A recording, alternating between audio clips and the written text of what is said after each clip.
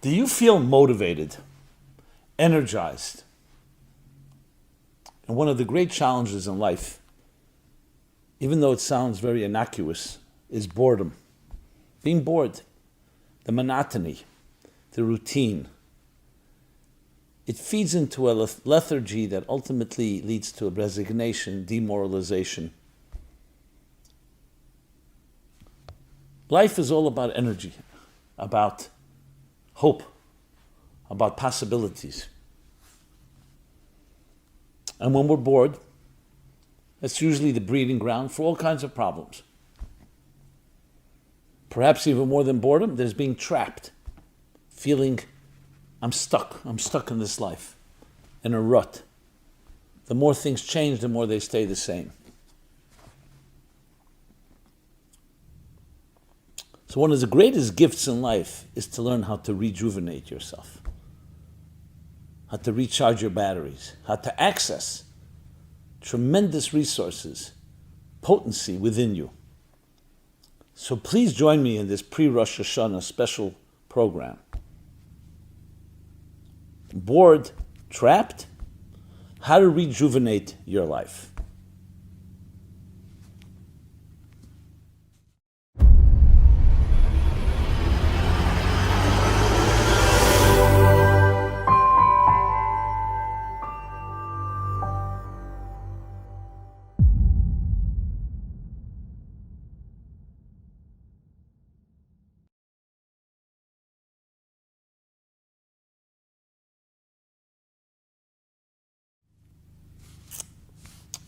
Hello everyone, Simon Jacobson here, and we will be discussing bored, trapped, how to rejuvenate your life. How to rejuvenate your life. This program is dedicated by Judith Kirk in loving memory of her brother, Al Yuni, Avram Yitzchak ben David Eliyahu, and in memory of Rick Levine, Chaim Ruven ben Hanan.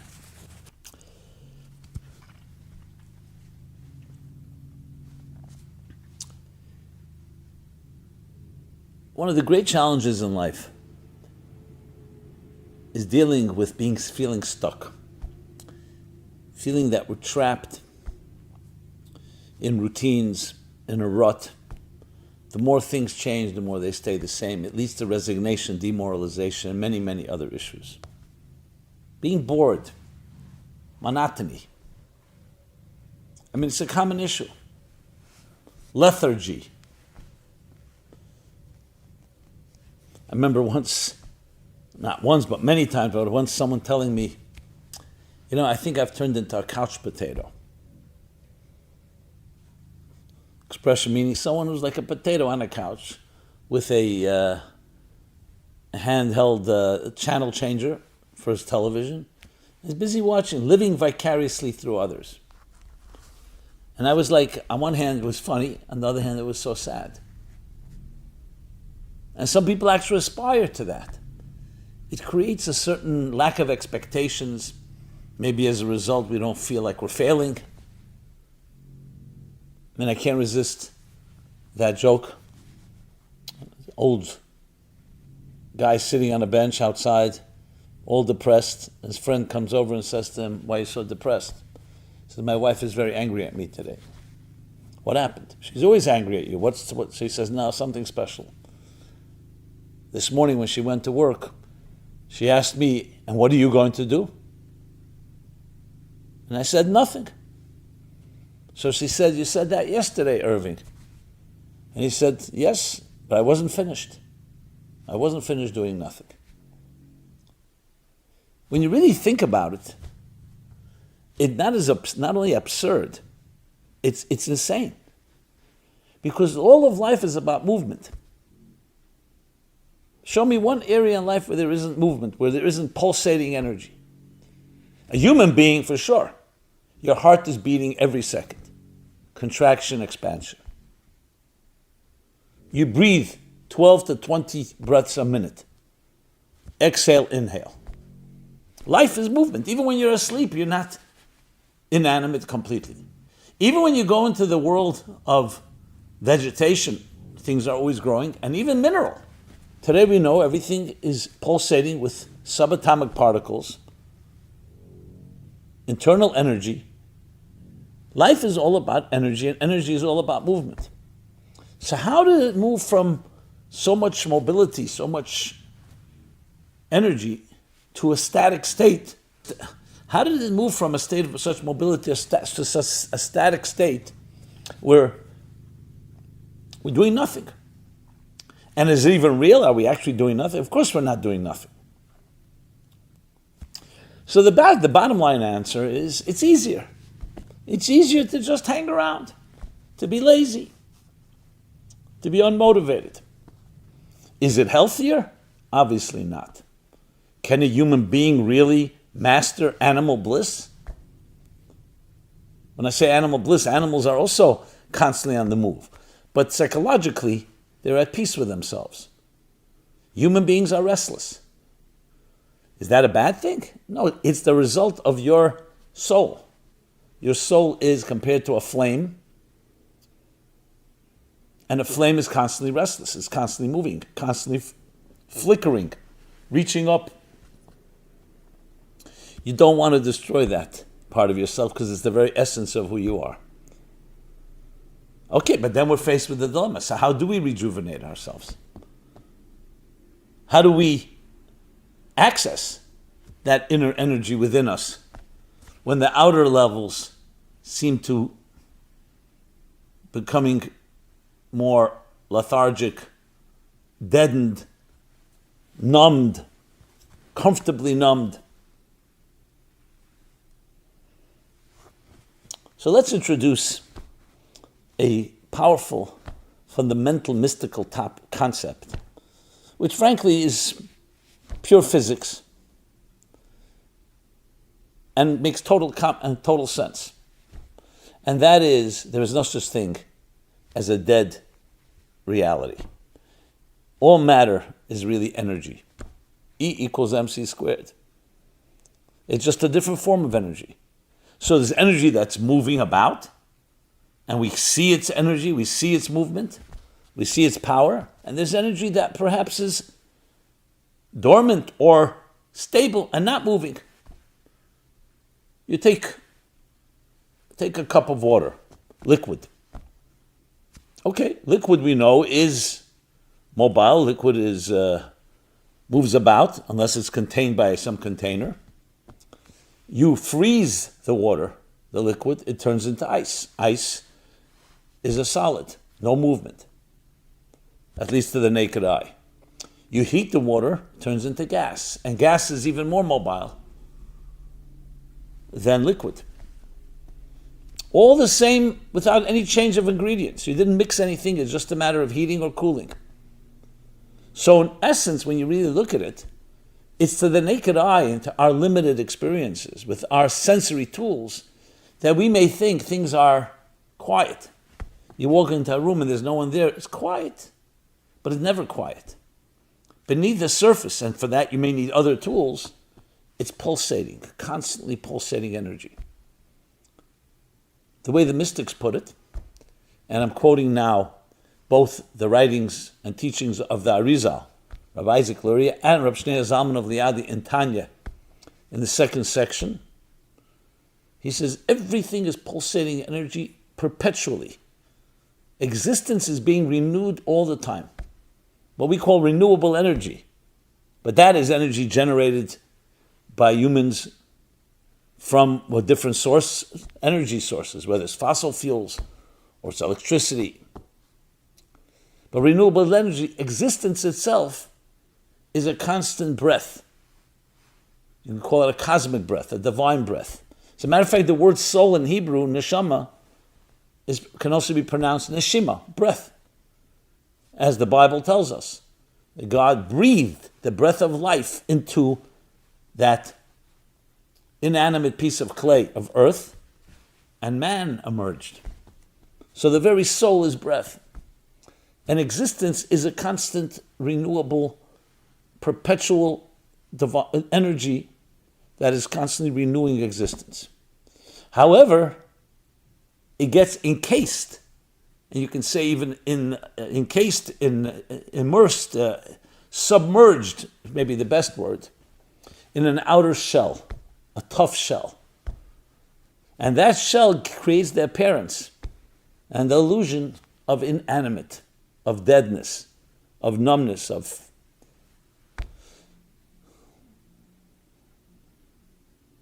But we should not be deceived. So it's really about looking at the world in a new way. Don't think of the world as being a boring, monotonous routine. Think of the world as brimming with tremendous energy. Just when it comes to the surface level, you may not see it. You could look at a person, and that person may seem very quiet, silent, not reacting, but within them can be brewing who knows what. Tremendous joy, tremendous pain, tremendous anger. You see a volcano erupt, and you realize, 1 second, it didn't just erupt out of nowhere. Pressures have been building up, we just don't see it. The core of the earth is hotter than sunlight coming out of the sun. And it's only a few thousand miles deep. So something about the crust of the earth and the layers that conceal all that powerful energy. Today we know with atomic energy that through nuclear fusion or fission, what kind of energy can we release from one follicle of hair, from one fiber, from one piece of dust. So it gives us a whole new look at existence and especially at ourselves. So to make a statement, hey, nothing's changed, everything seems to be the same, I don't have any expectations, is actually not only not true, it's undermining the very essence of who you are. So comes Rosh Hashanah. What do you think ultimately Rosh Hashanah? It's renewal. That time is like a cycle, like a spiral, and it's like an orbit. And every year when it returns to that point, everything is renewed. So yes, I said it's renewed every second, but then there are milestones or there are watershed moments. There are times when you renew a contract. So all of existence is renewed, and the words, the poetic words, again, of the mystics, is right before the new year. And we know the moon has waned to the point you don't see the moon. So right at that point, all of existence goes into a comatose state. It's like a sleep, hibernation, anxiously anticipating the new charge, the new electricity that will run into it as the new year enters. So in other words, there's a new energy entering into existence that's unprecedented. So why don't we see it? Why don't we feel it? Because you need to make yourself new. You need to be ready for it. If you're waiting for something, for a miracle, you're waiting for something, hope, and then suddenly someone knocks on your door. A new person, they say, can I join you for a meal? I'd like to speak with you. And you say, I don't have time, I'm busy. Because it doesn't fit into your regular routine. So what are you doing? You're allowing your past, your routines, your habits, your monotony, that weighs us so down, to control your future. Here you have a breath of fresh air, a new person. You have to open the window. So you have to renew yourself to be able to receive new energy.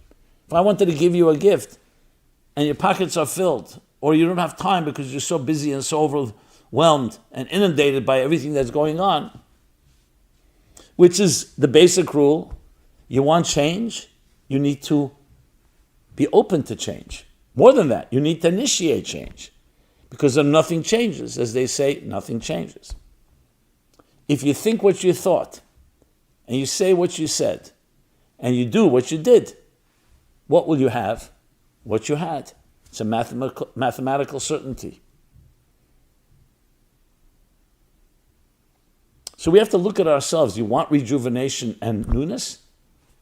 Start creating it from within. And that allows you Not that you're creating the new energy, you're tapping into it.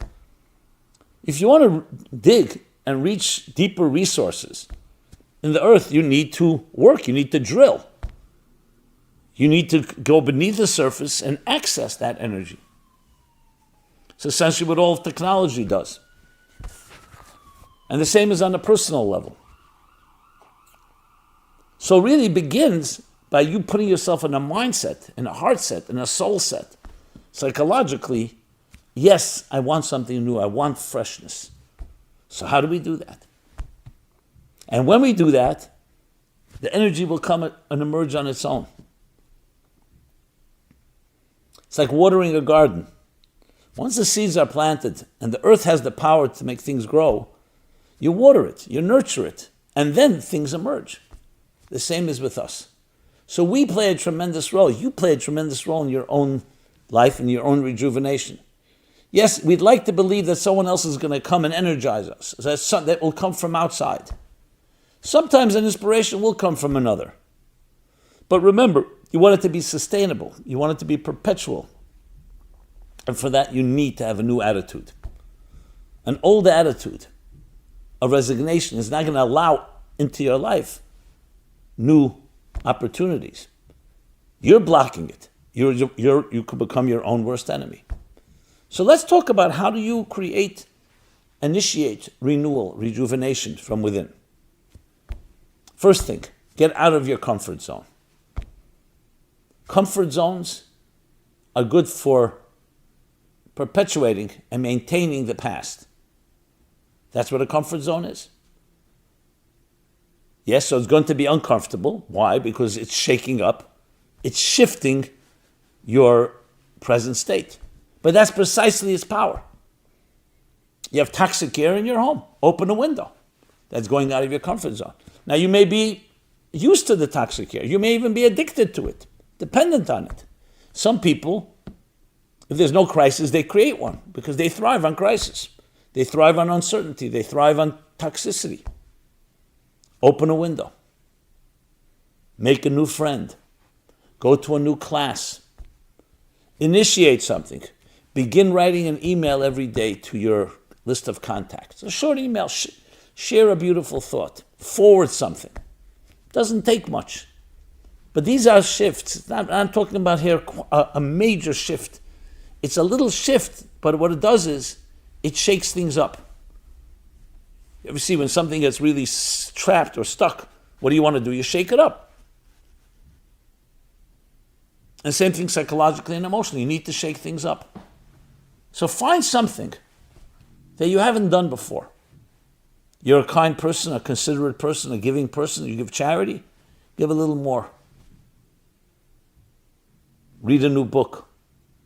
I said join a new class, initiate a new class. And it doesn't have to be always yourself. Do it with a partner, do it with another. Start a book club once a month with your friends. Newness is a response to your newness.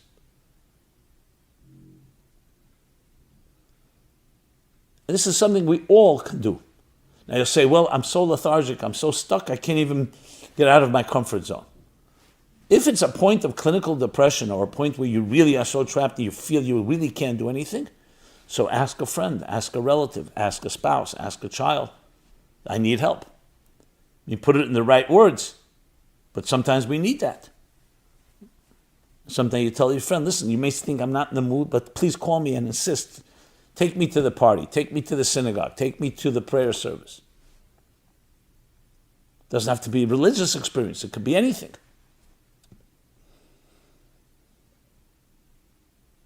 So that's number one, getting out of your comfort zone. Number two is understanding the forces that are within you. Study about your soul. Read the first chapter in Toward a Meaningful Life. It talks all about body and soul, and the soul being a flame, a flickering flame. Get to know yourself. Just like when we study science, you get to know that there's all kinds of forces and heat and energy lying within. Get to know about yourself. You'll say, well, that's just a cognitive experience. It's cognitive, but the more you get to know yourself, the more you become drawn to it. And they become more familiar, and you start realizing, I have all that energy.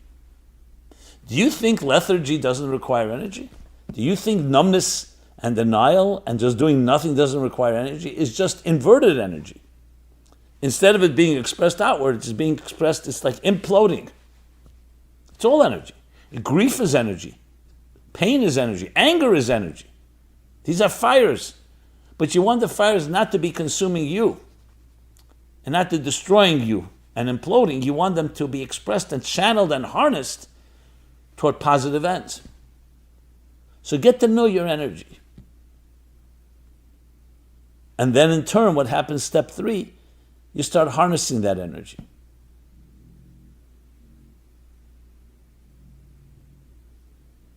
And do it in steps that are achievable, that are measurable. No cold turkey. You don't have to bite off more than you can chew. Usually backfires. It's step by step. Number 4. So we spoke about 3 things so far. Getting out of your comfort zone, get to know your energy, harness that energy. Number 4, create new daily routines. Most of us, we brush our teeth every morning, we don't even think about it, it's automatic. There's a whole bunch of macros or algorithms that just automatically your mind is set to do. Introduce some new routines. So in addition to getting out of your comfort zone, for example, one of my favorites is as soon as you wake up in the morning, accustom yourself, before anything else, to say or to think or meditate on that one-line prayer, thank you for returning my soul to me. My soul is pure. It's traveled from a pure, innocent place into a perhaps more corrupt and darker world. But my soul essentially is pure. Thank you for returning my soul to me. Thank you for giving me an indispensable mission. Thank you for renewing my contract yet another day. Do that every morning with focus, not lip service. So you've introduced another routine, but it's a routine that brings into your life new energy, freshness. It's a new day. It's a new mission, or a new part of the mission. And the same thing before you go to sleep. Instead of going to sleep with a newspaper on your face, or with the television on, or checking your texts, why don't you read something spiritual? Why don't you listen to a song? Prepare your soul for a peaceful sleep. So when you punctuate your day, the morning, with this meditation, thank you for returning my soul, and the evening before you go to sleep, so those sleep hours are also now somewhat protected from the raging, hostile, negative forces that often assault us throughout the day. But it also sets the tone for the new day. So new routines. And add some others as well. Maybe lunchtime, take a few minutes to read something that is very inspiring. Take time to volunteer for a good cause. Take a walk with a child that has a need, special needs. There's so many things that we can do. It may initially require a certain exertion or effort because it's, as I said, you're getting out of your comfort zone. But the reward that you will reap for it, the dividends, will far, far outweigh your investment. No question. So here are just some, and there are many, many more things we can be doing. Just some ideas of how to create rejuvenation in your life. And there's really no excuse not to do it. The only excuse would be, hey, I'm lazy, or I'm not used to it. I have my habits. But that's up to you. The next step is yours.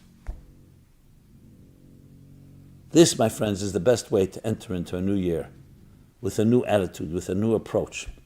And the truth is, it's not new because it's all brimming within you. The classic words of Michelangelo, when he was asked, how do you sculpt those beautiful angels in the marble? He said, I saw the angels trapped in the marble and I carved and set them free. My friends, it's time to carve, to sculpt, to remove the excess. We're trapped in marble and concrete and other materials and other substances that create the illusion of being stuck and trapped. No, but they're angels waiting to be released. They're power that's waiting to be unleashed. There's your potential that's waiting to be harnessed to transform you and the world around you. And you have so many unique elements to you. Which leads me to for now, the last suggestion. Find what you're good at, what you're unique at. It could be a hobby, it can be arts, music, something personal. And build on it. Use it. Because then you'll be invested because it's something that you uniquely are bringing to the table. So you can say, here's my unique contribution.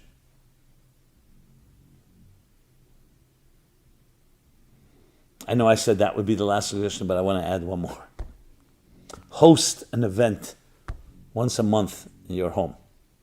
Bring friends. Have conversations. Read something. Have different people share an inspiration. These are all examples for what I've said earlier, how to create change. Initiate change and change will come automatically.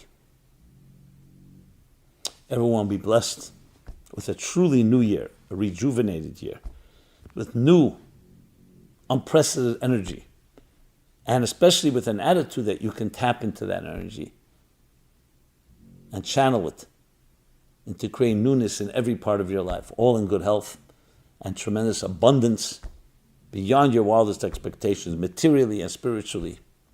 And may we experience personal and global redemption. When the energy within all of existence will surface and the physical world will be seen for what it is, a vehicle, a channel for that powerful, unifying energy. Shana Tova, blessed year, and please be in touch. I want to give everyone this end of the year my blessings and let you know that please, I'd love to hear from you.